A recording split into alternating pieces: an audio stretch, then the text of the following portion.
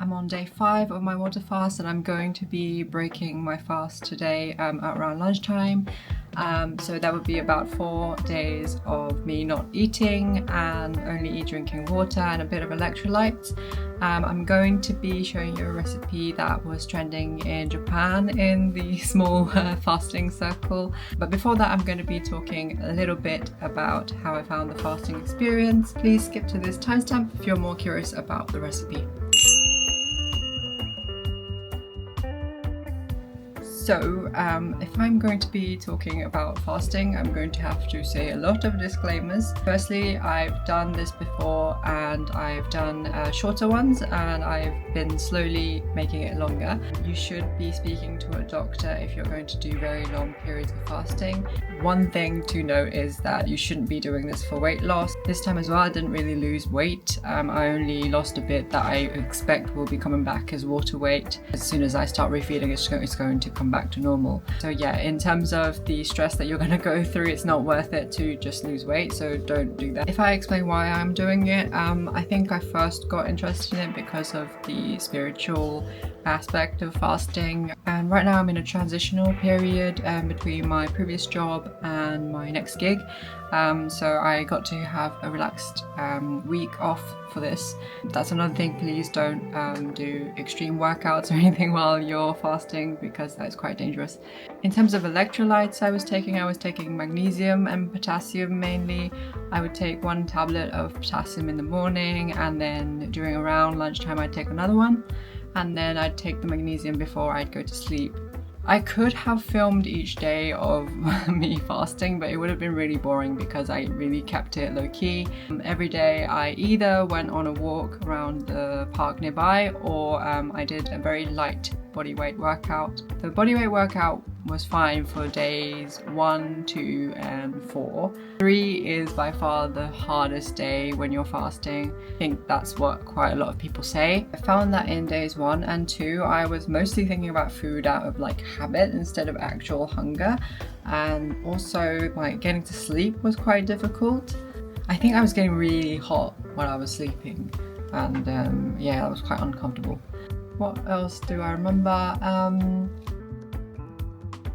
I think day 3 is when the cravings come and it's just like your body is actually needing some kind of food.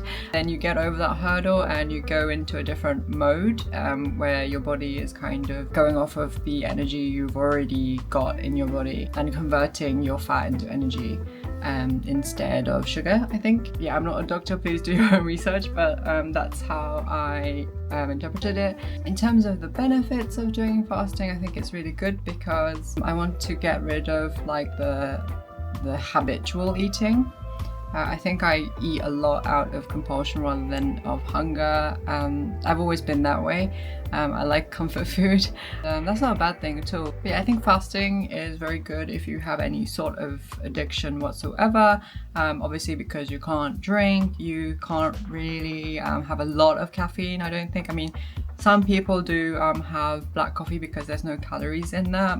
I personally didn't do that, and I don't think my body would have been able to take it because I was sitting up all the time, and I think my heart was doing a lot of work, and I didn't think that was going to be like good for me. So yeah, it kind of forces you to stop taking anything that is really stimulating. So I think fasting is good for that. Obviously I was having a lot of sugar, and I forgot to mention I was having like very small pinches of salt as well for sodium. So by day 4 my mind was really sharp. I wasn't hungry anymore, I wasn't thinking about food all the time, and I think I was less distracted in general. So I've never done intermittent fasting, I've only done like these big bulks of fasting periods, and I think I might want to try intermittent fasting after this because of the benefits you can get from not having food in your system, because you do get a crash from eating, don't you? And I think it was really nice to be like present in the moment without any of that. But yeah, it's nearly 1 o'clock now, so I'm gonna go down and start making this dish. It's called umenagashi. I don't know how I'd translate it. It's like flushing out with plums. I don't know. Flushing out waves of plums. It's a method I've been seeing some YouTubers and stuff from Japan do. It pops up as a menu when you research about fasting. I think in Japan there's better like infrastructure or like institutions that take care of people who are fasting because of Buddhism and the people who do fast as monks. The research I did for fasting in Japanese was quite different to the stuff I was getting on the English side of the internet. The English side of the internet, I think, was very like weight loss, making the most out of your body, progress, that kind of thing. And Japan was a bit more like there is that kind of weight loss element as well, but it's a bit more spiritual, I think, which I prefer. So yeah, let's get boiling and stuff. I will say the dish is not necessarily tasty because it's meant to be really soft on your stomach and easy for the body to digest. Okay, the lighting is not the greatest in here, sorry, but these are the ingredients. You want kombu, daikon radish, and umeboshi, which is pickled plums. Disclaimer here, I only have dried radish. If you do have an Asian supermarket or something around you want like the big, I'll put like a picture of the actual thing. The fresh daikon would be much better, and you would just cut about half of that big piece and cut it into bite-sized pieces. But this time I'm just going to use dried ones. Hopefully it's gonna be okay. I did it last time with the fresh ones, but where I live now, there isn't a Asian place nearby, or at least I don't know about it. So with the kombu as well, this is shredded kombu. So it's really streaky like this. I think it might be easier to get the big flat kombu stuff because we're only using this for dashi. But I think this is fine as well. It'll work because it's basically the same thing. So there's a lot of like alternative options here, but hopefully you'll get the gist of the dish anyway because it's really, really simple. So the first step is incredibly simple. You just want to start with 1.5 liters of water into the bowl. And then you want to grab your kombu. Just dunk it in there, put the heat on, and then you wait for it to boil. Once it's boiling, you want to stop the heat immediately. Kombu doesn't taste very well when it's boiled for too long. And yeah, you want to take it all out. So this is probably why you should use the flat ones instead of the shredded ones like I did. But it's all edible, so it's fine. You can cook this later on as well. You can probably make some tsukudani or something. It's really simple stuff, really healthy. Goes well on top of rice. So you can see the water has changed color a little bit, and that's basically the dashi broth, and it's going to add a bit of flavor to it. We're going to dunk the daikon into the dashi. It will look different if you have fresh ones. While we're waiting for the daikon to boil a little bit, you might want to take your time opening the umeboshi. And you want 2 to 3 pieces of this umeboshi. Try and get organic ones if you can. There's going to be pits inside, so you want to take them out and kind of pull them apart a little bit since they're going to be quite big, I think. You want to dunk these in a few minutes before serving. It's done. Oh, okay, it looks like this. Okay, I know what you're probably thinking. It's a lot. How are you going to eat that on your own?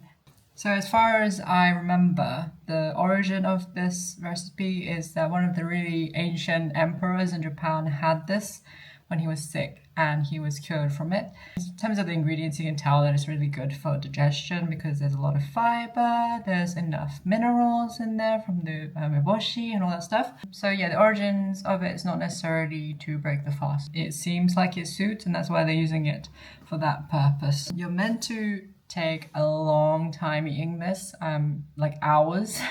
Supposedly what will happen is that you will expel a lot of things after drinking and eating all of this. The whole thing about it is that it's so effective, it's going to like make you run to the bathroom, but let's see. Last time I did it, it wasn't like that dramatic. It was just like, okay, I ate and now my body is moving again. But yeah, first you have to take just the liquid, just the soup, and then have about 2 bowls of just the soup. いただきます. I wonder what non-Japanese people are gonna think about what this smells like and tastes like. But yeah, please do try if you're used to fasting and stuff like that.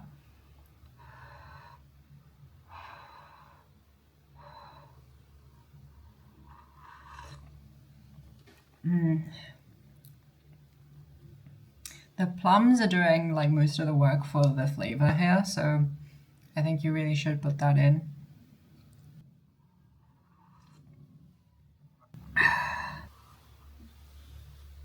Okay, onto the solids. You have to bite slowly. That's what all the grandmas say. Or they say like you have to bite at least 100 times. Okay, I've never done it with the dried daikon, so let's see how that is.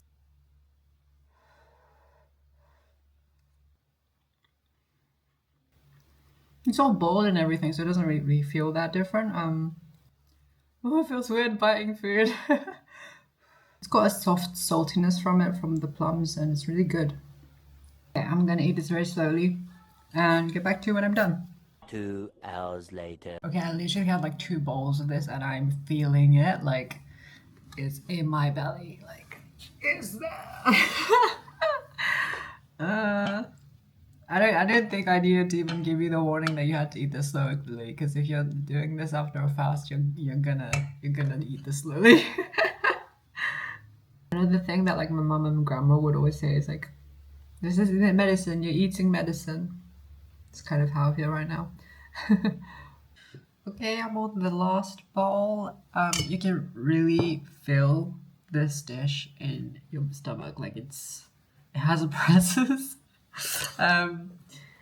Yeah, like it's just water and some radish and a bit of pickled plum, but it's like I'm quite tired from eating it all. But yeah, I'm nearly done.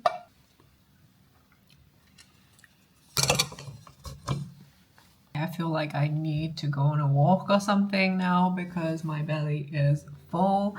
But yeah, this was the recipe that I use when I break my fast. I think it's quite a safe option and it's very easy to make. I feel like a lot of people use fruits to break their fast, but I'm kind of worried about the sugar content and all of that. Please have a try if you're interested and let me know what you thought of it in the comments if you did. That's it from me. See you again, everyone. Please remember to like, comment, and subscribe.